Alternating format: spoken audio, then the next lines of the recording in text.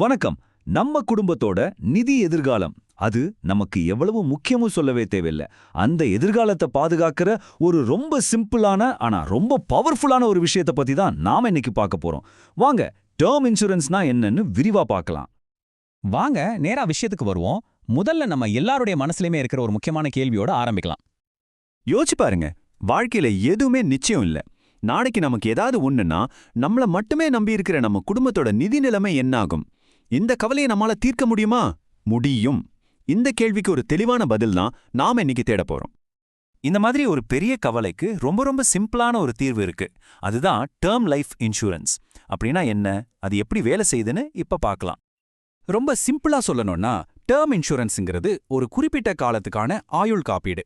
அதாவது நீங்க பாலிசி எடுத்திருக்கிற அந்த டைம்ல பாலிசி எடுத்தவருக்கு ஏதாவது ஆச்சுன்னா அவங்க குடும்பத்துக்கு ஒரு பெரிய தொகை போய் சேரும். அவ்வளோதான். இன்னும் ஈஸியா புரியணும்னா இதை ஒரு ஃபைனான்ஷியல் கொடை மாதிரி நினைச்சுக்கோங்க. திடீர்னு பண கஷ்டங்கிற பெருமழை பெய்யும்போது உங்க குடும்பம் நனையாம பாதுகாக்கிற ஒரு கொடை தான் இந்த டேர்ம் இன்சூரன்ஸ். சரி, டேர்ம் இன்சூரன்ஸ்னா என்னன்னு ஒரு ஐடியா கிடைச்சிருச்சு. ஆனா இது எப்படி வேலை செய்யுது? இது சம்பந்தமா நிறைய பேருக்கு சில சந்தேகங்கள் இருக்கும். அதையெல்லாம் இப்போ கிளியர் பண்ணிடலாம். இது வேலை செய்யற விதம் ரொம்ப சிம்பிள். அது எப்படின்னு இப்போ ஸ்டெப் பை ஸ்டெப்பா பார்க்கலாம். பாருங்க, மொத்தமே 3 ஸ்டெப் தான். 1, நீங்க பிரீமியம்னு சொல்ற ஒரு சின்ன தொகையை மாசமோ இல்ல வருஷத்துக்கு ஒரு முறையோ கட்டுவீங்க.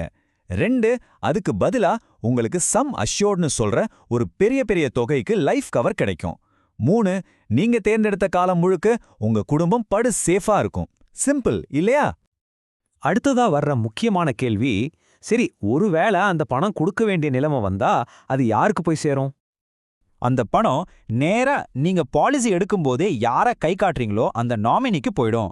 அது உங்க மனைவியா இருக்கலாம், குழந்தைங்களா இருக்கலாம், இல்ல அப்பா அம்மாவை கூட இருக்கலாம். சோ பணம் கரெக்டா உங்க குடும்பத்துக்கு தான் போகுங்கிறதுல எந்த சந்தேகமும் வேணாம். சரி, இது எப்படி வேலை செய்யுதுன்னு புரிஞ்சிருச்சு. இதனால நமக்கு என்னென்ன பெரிய பெனிஃபிட்ஸ் இருக்கு, வாங்க பார்க்கலாம். இதுல 4 சூப்பரான விஷயங்கள் இருக்கு. முதல்ல, நீங்க கட்டுற பிரீமியம் ரொம்ப கம்மி. 2வது, அந்த கம்மி பிரீமியத்துக்கே உங்களுக்கு கிடைக்கிற கவர் ரொம்ப அதிகம். 3வது, இதுல சேவிங்ஸ் இன்வெஸ்ட்மெண்ட்னு எந்த குழப்பமும் கிடையாது, ரொம்ப சிம்பிள். 4வதா, நீங்க கட்டுற பிரீமியத்துக்கு டாக்ஸ் பெனிஃபிட்டும் உண்டு. 1 கோடி ரூபாய் கேட்கும்போதே பெரிய தொகையா இருக்குல்ல? ஆனா டேர்ம் இன்சூரன்ஸ்ல இது ரொம்பவே சாதாரணமான ஒரு விஷயம். ஆனா உண்மை என்னன்னா, இந்த 1 கோடி ரூபாய் கவரேஜ நீங்க ஒரு மாசத்துக்கு ஒரு சினிமாவுக்கு இல்ல ஒரு ஹோட்டலுக்கு செலவு பண்ற காசை விட கம்மியான பிரீமியம்ல வாங்க முடியும். நம்ப முடியுதா? இதுதான் டேர்ம் இன்சூரன்ஸோட பவர். டேர்ம் இன்சூரன்ஸ்க்கும் மத்த பாலிசிக்கும் என்ன வித்தியாசம்னா, மத்த பாலிசிகள்ல பாதுகாப்போட சேமிப்பும் கலந்திருக்கும். அதனால பிரீமியம் ஜாஸ்தி. ஆனா டேர்ம் இன்சூரன்ஸோட ஒரே குறிக்கோள் பாதுகாப்பு மட்டும்தான். அதனால தான் குறைஞ்ச காசுல நிறைஞ்ச பாதுகாப்பு கிடைக்குது. ஓகே, இப்போ உங்களுக்கு ஒரு கேள்வி வரலாம். இந்த பாலிசி யாருக்கெல்லாம் ரொம்ப அவசியம்? யார் இதை கண்டிப்பா யோசிக்கணும்? ஒரே வார்த்தையில சொல்லணும்னா, உங்க சம்பளத்தை நம்பி உங்க வீட்ல யாராவது இருந்தா இது உங்களுக்கு தான். நீங்க இப்பதான் வேலைக்கு சேர்ந்த ஒரு யங்ஸ்டரா இருக்கலாம், புதுசா கல்யாணம் ஆனவரா இருக்கலாம், குழந்தைங்க இருக்கிற அப்பாவா அம்மாவா இருக்கலாம், இல்ல ஹோம் லோன், கார் லோன் கடமைகள் இருக்கிறவரா இருக்கலாம். உங்க குடும்பத்தை பாதுகாக்க இது ஒரு முக்கியமான கருவி. சரி, இப்போ எல்லாத்தையும் புரிஞ்சுக்கிட்டோம்.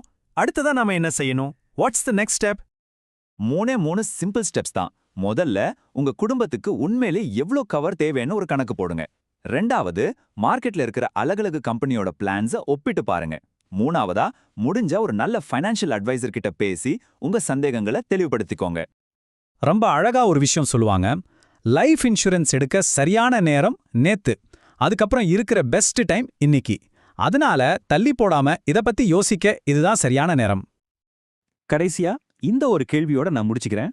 உங்க குடும்பத்தோட நிதி பாதுகாப்பை உறுதி செய்ய அந்த முக்கியமான முதல் அடியை எடுத்து வைக்க நீங்க தயாரா?